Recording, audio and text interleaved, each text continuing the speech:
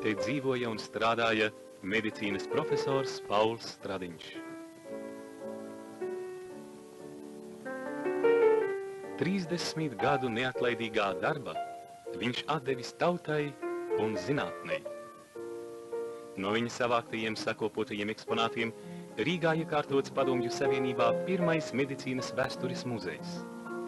Cīņa par cilvēka dzīvību dzima reizē ar cilvēku.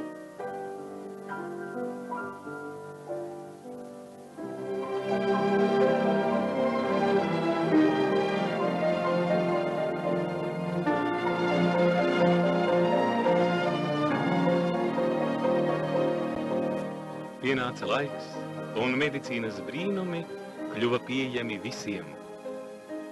Cilvēks mācījās operēt. Pirmais mikroskops, un te viens no jaunākajiem.